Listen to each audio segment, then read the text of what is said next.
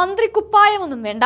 ഭരിക്കുന്ന പാർട്ടിയായ UDF-നോടൊപ്പം നിലയുറപ്പിച്ചുകൊണ്ട് KK രമ പിണറായി വിജയനെതിരെ ആഞ്ഞടിക്കുകയാണ്. പണ്ട് TP ചന്ദ്രശേഖരനെ കുലം കുത്തിയെന്ന് മുദ്രകുത്തിയ പിണറായിയുടെ മുഖത്തു നോക്കി വർഗവഞ്ചനയുടെ ആൾരൂപമായി CPM-നെ മാറ്റിയെന്ന് ഇന്ന് സഭയിൽ വെച്ച് KK രമ തിരിച്ചടിക്കുകയാണ്.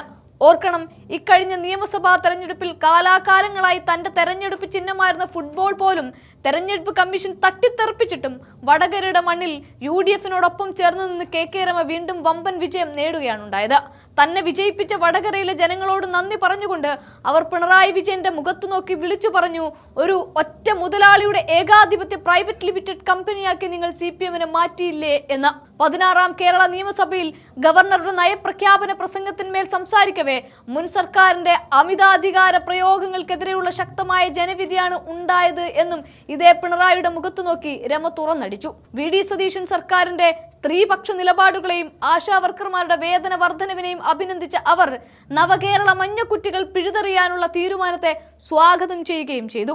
വടകര ജില്ലാ ആശുപത്രിയുടെ നവീകരണവും ഓർക്കട്ടേരിയിലെ കിടത്തി ചികിത്സയും അടിയന്തരമായി നടപ്പിലാക്കണമെന്ന് ആവശ്യപ്പെട്ട രമ TP വധക്കേസ് പ്രതികൾക്ക് മുൻ സർക്കാർ ജയിലിൽ വഴിവിട്ട സൗകര്യങ്ങൾ ഒരുക്കി നൽകിയതിനെ കടുത്ത ഭാഷയിൽ വിമർശിക്കാൻ മടിച്ചതേയില്ല.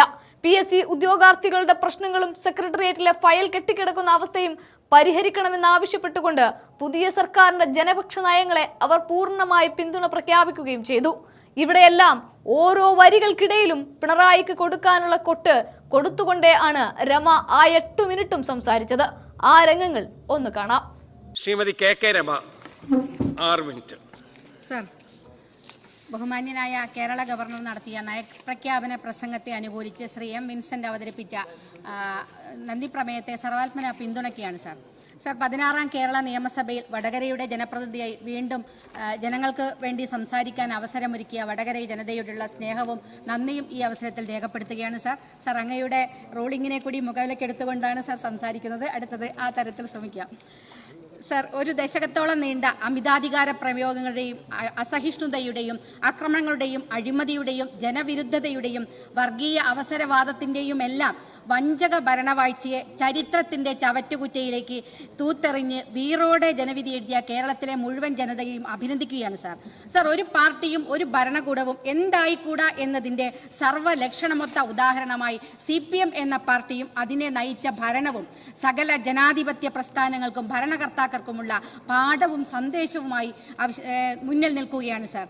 സർ, ത്യാഗഭരിതവും ഇതിഹാസ തുല്യവുമായ ചരിത്രമുള്ള ജനകീയ പ്രതിബദ്ധതയും വർഗ രാഷ്ട്രീയ ഉള്ളടക്കവും ഉണ്ടായിരുന്ന ഒരു കമ്മ്യൂണിസ്റ്റ് പാർട്ടി ഒരു ഒറ്റ ഉടമ പ്രൈവറ്റ് ലിമിറ്റഡ് കമ്പനിയായി മാറിത്തീർന്നതിൻ്റെ ദുരന്ത ഫലമാണ് സർ CPM ഇന്ന് അനുഭവിച്ചുകൊണ്ടിരിക്കുന്നത്. കുലംകുത്തികളായി മുദ്രകുട്ടപ്പെട്ടവരെ കേരള മണ്ണ് ജനാധിപത്യ വീറോടെ ജനകീയ നേതാക്കളായി ഉയർത്തിക്കാണിച്ചതിൻ്റെ ചിത്രമാണ് സർ ഇന്ന് നമുക്ക് കാണാൻ സാധിക്കുന്നത്. വടകരയും പയ്യന്നൂരും തളിപ്പറമ്പും അമ്പലപ്പുഴയുമെല്ലാം ഭാവി ഇടതു ബദൽ രാഷ്ട്രീയത്തിന് ദിശാസൂചകമായി വിളക്കുമാടങ്ങളായി ഇന്ന് കേരളത്തിന് മുന്നിൽ ജ്വലിച്ചു നിൽക്കുകയാണ് സാർ. തീർച്ചയായിട്ടും കേരളത്തിൽ സുശക്തമായ ഒരു ജനാധിപത്യ മതനിരപേക്ഷ ഐക്യമുന്നണി രൂപപ്പെടുന്നതിൻ്റെ വിളംബരം കൂടിയാണ് സാർ ഈ തെരഞ്ഞെടുപ്പ് ഫലം. വലിയ പ്രതീക്ഷകളുടെ കൂടെയാണ് സാർ ജീവിതത്തിൻ്റെ സമസ്ത മേഖലകളിലുള്ള മനുഷ്യർ ബഹുമാനപ്പെട്ട മുഖ്യമന്ത്രി VD സതീശന്റെ നേതൃത്വത്തിലുള്ള ഗവൺമെന്റിനെ നോക്കിക്കാണുന്നത്. അധികാരമേറ്റ ഉടനെ അടിസ്ഥാന ജനവിഭാഗമായ സ്ത്രീകളുടെ ഉന്നമനത്തിന് മുൻഗണന നൽകിയ സർക്കാരിനെ അഭിനന്ദിക്കുകയാണ് സാർ. സർ, ആശാ വർക്കർമാർക്കുള്ള ആദ്യഗഡു ശമ്പള വർധന, അംഗനവാടി വർക്കേഴ്സിനും ഹെൽപ്പേഴ്സിനും പ്രീ പ്രൈമറി ടീച്ചേഴ്സിനുമുള്ള ശമ്പള വർധന, സ്കൂൾ പാചക തൊഴിലാളികൾക്കുള്ള വേതന വർധനവ്, സ്ത്രീകളുടെ KSRTCയുടെ സൗജന്യ യാത്ര, പെൺകുട്ടികൾക്കുള്ള ആർത്തവ അവധി, കമ്മീഷൻ ധാർഷ്ട്യത്തിന്റെ മഞ്ഞക്കുറ്റിയെ നവകേരളത്തിൽ നിന്ന് സമ്പൂർണമായി പിഴുതെറിയാനുള്ള തീരുമാനം, ജനാധിപത്യ പ്രക്ഷോഭങ്ങളെ ശത്രുസൈന്യത്തെ പോലെ നേരിട്ട പഴയ മുഖ്യമന്ത്രിയുടെ പോലീസ് ഗുണ്ടകളുടെ രക്ഷാപ്രവർത്തനത്തെ നിയമ നടപടിക്ക് വിധേയമാക്കാനുള്ള തീരുമാനം, വയോജന വകുപ്പ് രൂപീകരിക്കാനുള്ള തീരുമാനം തുടങ്ങി ജനവിധിയുടെ ആത്മാവറിഞ്ഞുകൊണ്ടുള്ള ഏറെ പ്രതീക്ഷ നൽകുന്ന ചുവടുവെപ്പുകളാണ് സാർ ഈ സർക്കാർ മുന്നോട്ട് വെക്കുന്നത്. ഇതോടൊപ്പം തന്നെ പരിഗണിക്കപ്പെടേണ്ട ചില അടിസ്ഥാന വിഭാഗങ്ങളുടെ ഉണ്ട് സാർ.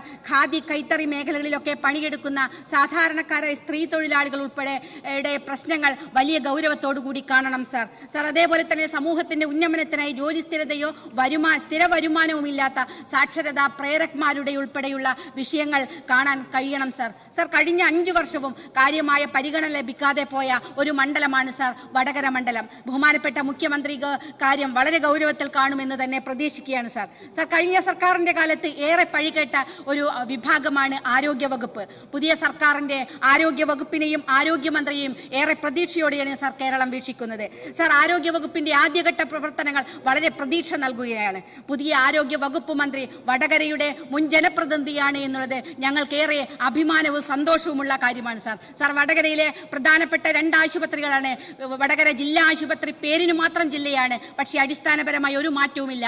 അത് ഒരു ജില്ലാ ആശുപത്രിയെ ഉയർത്തുന്നതിനുള്ള നടപടികൾ ഉണ്ടാവണം സാർ. സാർ, ഓർക്കാട്ടേരിയിലെ CHC ആശുപത്രി നേരത്തെ കിടത്തി ചികിത്സ ഉൾപ്പെടെ ഉണ്ടായിരുന്നു. അത് പുനരാരംഭിക്കുന്നതിന് ആവശ്യമായ നടപടി ഉൾപ്പെടെ ആരോഗ്യ വകുപ്പിന്റെ കാര്യത്തിലുണ്ടാകാനും ഒരു ഫോറൻസിക് സർജൻ ഉൾപ്പെടെ അവിടെ തന്നെ വടകരയുടെ പ്രശ്നങ്ങൾക്ക് പരിഹാരമുണ്ടാകാൻ അടിയന്തര ശ്രദ്ധയുണ്ടാകണമെന്ന് കൂടി ആവശ്യപ്പെടുകയാണ് സാർ. അതുപോലെ തന്നെ ആഭ്യന്തര വകുപ്പ് മന്ത്രിയെയും ആഭ്യന്തര വകുപ്പിനെയും പ്രതീക്ഷയോടുകൂടി കാണുകയാണ് സാർ. സാർ, വലിയ ഏറ്റവും നീതിയുക്തമായ നടപടിയും തീരുമാനങ്ങളും ബഹുമാനപ്പെട്ട ആഭ്യന്തര വകുപ്പിന്റെ ഭാഗത്തുനിന്ന് ഉണ്ടാകുമെന്ന് പ്രതീക്ഷിക്കുകയാണ് സാർ. കഴിഞ്ഞ കാലങ്ങളിൽ ജയിലുകളിലൊക്കെ ഉണ്ടായ അനുഭവങ്ങൾ നമുക്ക് മുന്നിൽ ഉണ്ട് സാർ. സാർ, കൊലക്കേസിലെ പ്രതികൾക്കുൾപ്പെടെ TP ചന്ദ്രശേഖരൻ വധക്കേസിലെ പ്രതികൾക്കുൾപ്പെടെ നിർബാധം പരോളുകൾ കൊടുത്ത് അവർക്ക് എല്ലാ ക്രിമിനൽ പ്രവർത്തനങ്ങളും നടത്താൻ, മയക്കുമരുന്നുൾപ്പെടെ നടത്താൻ ജയിലുകളിൽ സൗകര്യം കൊടുത്ത വലിയ കാര്യങ്ങൾ നമുക്ക് ചർച്ചയും കാണാൻ സാധിച്ചതാണ് സാർ. അതിനൊരു മാറ്റം ഉണ്ടാകണം. ഈ കാര്യത്തിൽ ആവശ്യമായ തിരുത്തലുകൾ ഉണ്ടായിട്ട് നീതിയുക്തമായ നടപടി ഉണ്ടാകണമെന്ന് കൂടി അഭ്യർത്ഥിക്കുകയാണ് സാർ. സാർ, അതേപോലെ തന്നെ അടിസ്ഥാന വിഭാഗത്തിന് ഒരുപാട് പ്രശ്നങ്ങൾ ഈ മേഖലയിൽ പല മേഖലകളിലും അനുഭവിക്കുന്നുണ്ട് സാർ. സാർ, PSC തൊഴിലിന് വേണ്ടി കാത്തുനിൽക്കുന്ന നിരവധിയായ യുവതി യുവാക്കൾ നമ്മുടെ നാട്ടിലുണ്ട് സാർ. കഴിഞ്ഞ 10 വർഷക്കാലവും ഒരു ഒഴിവുകളും റിപ്പോർട്ട് ചെയ്യപ്പെടാതെ റാങ്ക് ലിസ്റ്റിൽ 1ാമതായ ആളുകൾക്ക് പോലും ജോലി ലഭിക്കാത്ത സാഹചര്യം നമ്മുടെ സംസ്ഥാനത്ത് നിലനിൽക്കുകയാണ് സാർ. സാർ, ഇതിന് അടിയന്തരമായ പരിഗണന സർക്കാരിന്റെ ഭാഗത്തുനിന്ന് ഉണ്ടാകണം സാർ.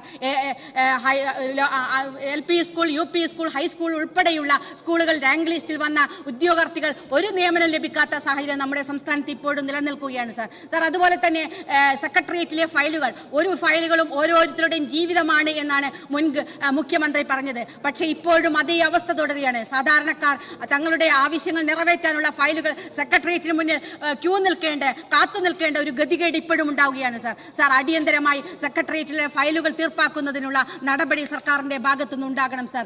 ഇതുപോലെ ജനങ്ങൾക്ക് ആവശ്യമായ നിരവധി പ്രവർത്തനങ്ങൾ നടത്തി മുന്നോട്ട് പോകാൻ സാർ. ആരോഗ്യ മേഖല ടൈപ്പ് 1 ഡയബറ്റിക് കുട്ടികളൊക്കെ അനുഭവിക്കുന്ന വലിയ പ്രശ്നമുണ്ട് സാർ.